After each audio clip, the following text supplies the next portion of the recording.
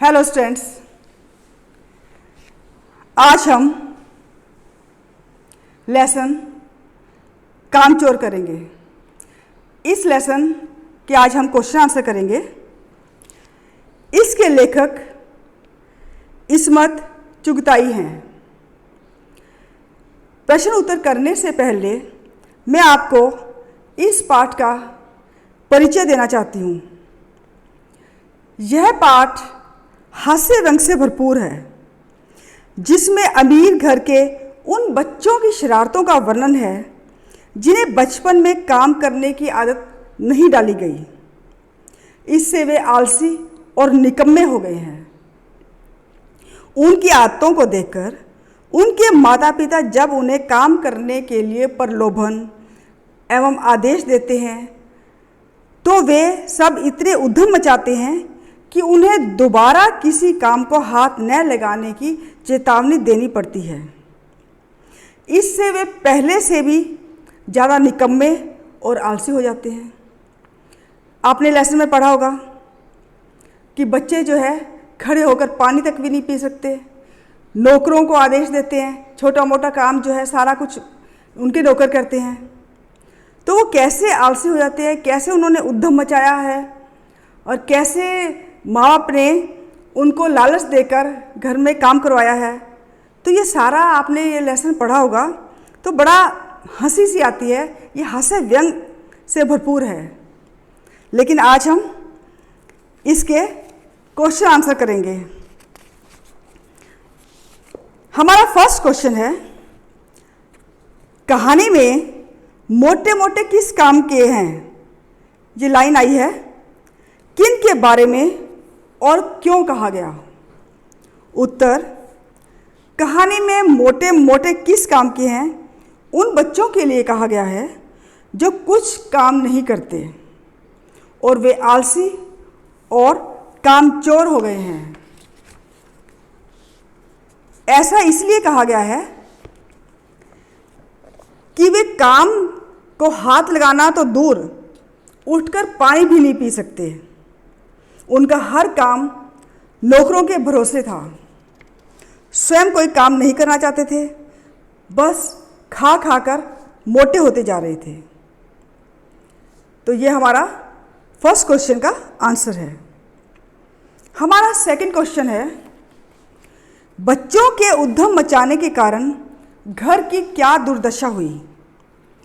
उत्तर, बच्चे यूं तो कोई काम करना ही नहीं चाहते हैं, ना चाहते थे, पर तनख्वाह के लालच में, पैसे के लालच में उन्होंने काम करने की जगह सामान और काम इतना फैला दिया कि ऐसा लगने लगा था कि जैसे घर में तूफान आ गया है। उनके उद्यम मचाने से घर की क्या दशा हुई? इसमें कई पॉइंट्स है, बताती हूँ मैं आपको। फर्स्ट पॉइंट है, घर में धूल और कीचड़ चारों ओर फैल गया।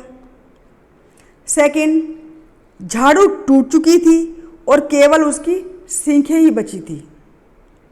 थर्ड पॉइंट है, घर के बर्तन, भगोने, बाल्टी, तसले, लोटे, कटोरे सब इधर उधर फैले थे। नेक्स्ट पॉइंट है इसका, घर में भेड़ें, मुर्गियां इधर उधर घूम रही थी। नेक्स्ट पॉइंट, दाल, चादर, दुपट्टे, दूध, झाड़ू, सब्जियों आदि का बहुत नुकसान हुआ था। वैसे इसके अलावा और भी काफ़ी पॉइंट्स हैं, लेकिन अगर आप ये याद करना चाहते हो तो इतने ही लेसन के पॉइंट्स काफ़ी हैं। हमारा थर्ड क्वेश्चन है, या तो बच्चा राज कायम कर लो या मुझे ही रख लो, अम्मा ने कब कहा और फिर इसका परिणाम क्या निकला, इसका रिजल्ट क्या हुआ? ये लाइन लेसन के अंदर है। अम्मा ने कहा था कि या तो बच्चा राज कायम कर लो या फिर मुझे रख लो, क्योंकि इतना उद्यम मचाया था उन बच्चों ने, तब अम्मा ने गुस्से में कहा था। उत्तर है, या तो मुझे रख लो या बच्चा राज कायम कर लो। यह बात अम्मा ने उस समय कही थी जब बच्चों ने तनख्वाह के लालच में, पैसे के लालच में काम करने की ठान ली, पर उन्होंने काम के नाम पर इतनी अव्यवस्था फैला दी कि ऐसा लगने लगा कि घर में जैसे तूफान आ गया है, सारा कुछ अस्त व्यस्त हो गया घर। तो इसका परिणाम यह हुआ, नंबर 1 पॉइंट में, ये भी पॉइंट में आप लिख सकते हो।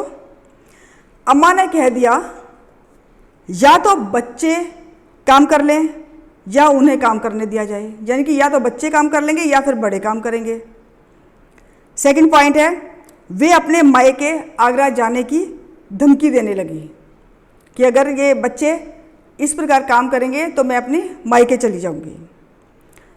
थर्ड पॉइंट है, अब्बा ने उन बच्चों को पुनः किसी काम को हाथ न लगाने की चेतावनी दे दी कि आज के बाद कोई बच्चा घर का कोई काम नहीं करेगा। पहले तो ये था ना कि जो बच्चा काम नहीं करेगा उसको रात का खाना नहीं दिया जाएगा। जब बच्चों ने काम करना शुरू कर दिया तो वो इतने दुखी हो गए कि उन्होंने ये चेतावनी दे दी कि अगर कोई बच्चों ने काम का हाथ लगाया तो कोई खैर नहीं, कि कोई भी जो है घर का काम नहीं करेगा बच्चा। हमारा फोर्थ क्वेश्चन है, कामचोर कहानी क्या संदेश देती है? ये कहानी हमें यह संदेश देती है कि बच्चों को पूरी तरह नौकरों के भरोसे न छोड़ें। बच्चों को बचपन में ही छोटे मोटे काम करने की आदत डाल देनी चाहिए, उन्हें प्रेरित करना चाहिए, उन्हें प्रोत्साहित करना चाहिए।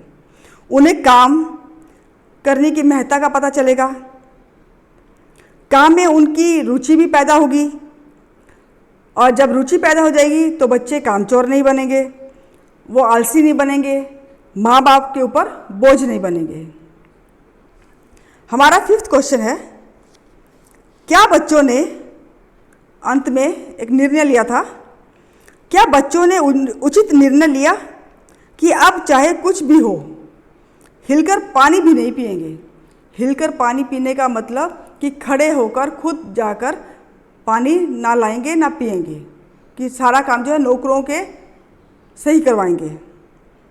उत्तर, कहानी के अंत में बच्चों ने काम ना करने का जो निर्णय लिया उसे किसी भी दिशा में हम उचित नहीं ठहरा सकते। ये गलत तरीका है। जैसे उन्होंने कहा कि हम जो है हिलकर पानी भी नहीं पिएंगे, ये गलत है। ऐसा करने से तो वो कभी ज़िंदगी में काम करना सीखेंगे ही नहीं, इससे वो आलसी हो जाएंगे, कामचोरी और निकम्मेपन की प्रवृत्ति बढ़ जाएगी, और ऐसे में एक दिन माँ बाप, परिवार, समाज और देश पर भी बोझ बन जाएंगे। उन्हें कोई देखना भी पसंद नहीं करेगा। तो उनका ये जो निर्णय है वो गलत है। तो फ्रेंड्स, ये आपके पाठ्य पुस्तक के आधार पर प्रश्न उत्तर थे। एक इससे अलावा अलग है, वो आप खुद लिखना। थोड़ा मैं समझा देती हूँ। ये जनरल सा क्वेश्चन है, कामचोर कहानी एकल परिवार की है या संयुक्त परिवार की? जो हमने ये जो कहानी है इसके क्वेश्चन आंसर किए हैं कामचोर, तो वो न्यूक्लियर फैमिली है या जॉइंट फैमिली? न्यूक्लियर फैमिली होता है एकल परिवार जिसके अंदर मम्मी पापा और बच्चे रहते हैं, और संयुक्त परिवार जो जॉइंट फैमिली है उसमें मम्मी पापा, बच्चे, दादा दादी, चाचा चाची, मौसी भी, ये जो बुआ है, ये सब इकट्ठा परिवार रहता है, उसको बोलते हैं हम जॉइंट फैमिली। तो आप ये बताओ कि इन दोनों तरह के परिवारों में क्या क्या अंतर होते हैं? संयुक्त परिवार के क्या फ़ायदे हैं और एकल के क्या फ़ायदे हैं या नुकसान है?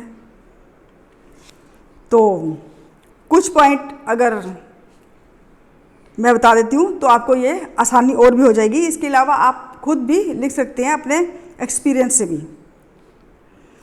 एकल परिवार में बच्चों के साथ उसके माता पिता रहते हैं, जबकि संयुक्त परिवार में माता पिता के साथ चाचा चाची, दादा दादी, बुआ, मौसी, उनके बच्चे, ये सब साथ इकट्ठे रहते हैं, जैसे कि हमने इस लेसन के अंदर पढ़ा था।